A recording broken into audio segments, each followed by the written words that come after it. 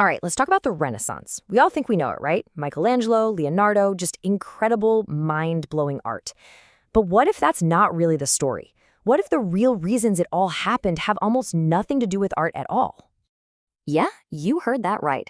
The explosion of creativity that literally reshaped the Western world, it wasn't sparked in some painter's studio. It actually started somewhere else entirely. And stick with me, because by the end of this, you're going to see how these three simple, powerful ingredients created the perfect storm that changed everything. So, let's start peeling back the layers on this historical masterpiece. To really get the art, you first have to understand the world that made that art even possible. This is the big puzzle, isn't it? Why there? Why then? What was so special about this peninsula just jetting out into the Mediterranean? Well, the answer is probably not what you think. Let's dig into the perfect conditions that made this whole thing possible. See, the Renaissance wasn't a miracle. It was an outcome, the result of this really unique collision of factors that just didn't exist anywhere else in Europe at the time. And here they are, the three pillars, the secret sauce of the Renaissance: memory, money, and competition. Let's break down what each of those really means, and we'll start with memory. Okay, now think about this for a second. Unlike the rest of Europe, where they only read about ancient Rome in old books, Italians were literally tripping over it. The past wasn't some abstract story. It was their backyard. It was in the foundations of their houses.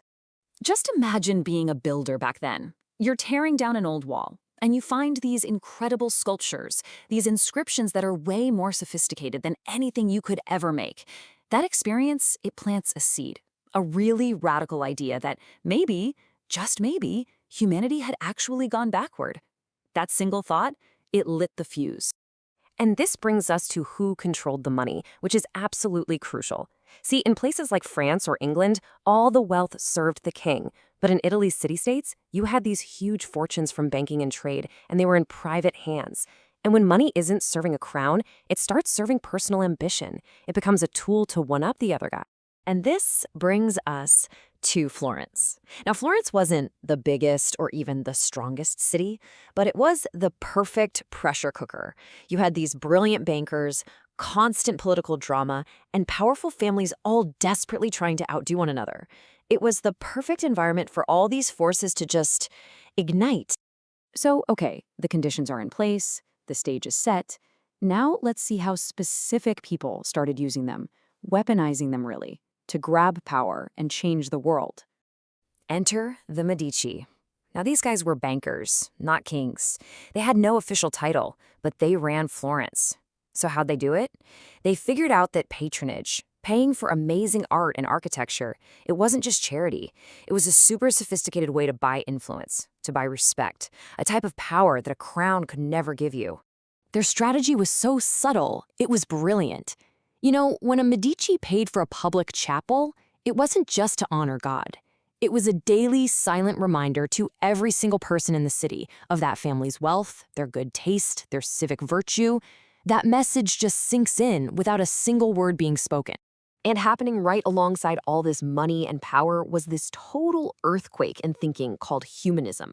It was basically a rediscovery of ancient Greek and Roman ideas, which celebrated human reason, our potential, and life here on Earth, not just what happens in the afterlife. And this is a really key distinction. A lot of people get this wrong. Humanism didn't want to replace faith, not at all. It wanted to expand the focus of life. The argument was that studying human achievement, ethics, and the world around us was also a way of honoring God's creation. It wasn't anti-religious, it was pro-human. So now we have all the ingredients, right? The memory of a great past, a ton of competitive private money, and the philosophy of humanism. Now let's see how they all combine to turn art from just pretty decoration into a powerful weapon of ideas. You know, it's the first thing anybody notices. The art just becomes incredibly lifelike. So why? What changed? Was it just that artists suddenly got better at painting?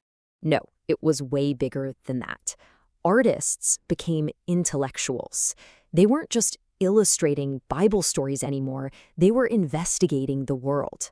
That realism wasn't just a style choice, it was a way of proving that they understood how the world actually worked. I mean, think about Leonardo da Vinci, secretly dissecting human corpses just to understand how muscles worked. He wasn't doing it just to paint better pictures, he was doing it for the truth. For him, art and science were exactly the same thing, a quest for knowledge. And that mindset, that's the foundation of modern science. And this whole thing goes public.